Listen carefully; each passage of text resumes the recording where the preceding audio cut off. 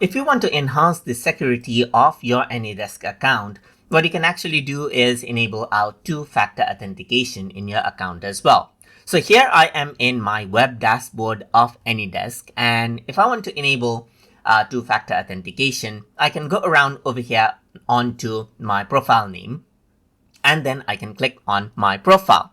So here you can see that multi-factor authentication is disabled at the moment. So I can go ahead and edit, and here it says scan the QR code with your authentication app. So you need to go ahead and scan out the code right here.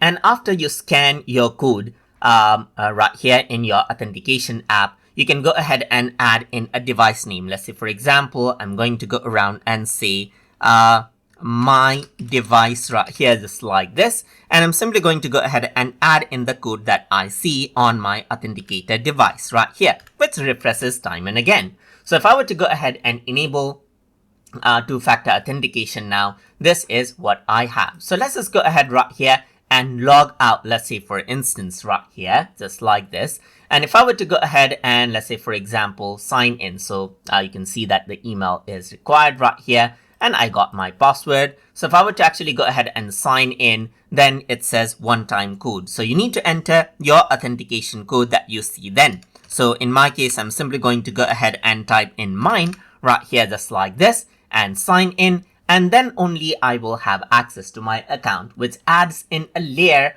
of security to your account. If you want to go ahead and remove it, then you can simply go around over here onto my profile again, and then you can go ahead and edit right here.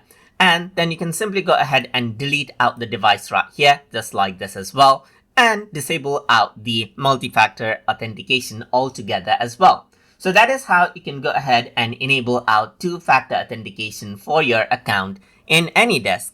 So I hope you guys learned something as always. And as always, please like, comment, share, and subscribe.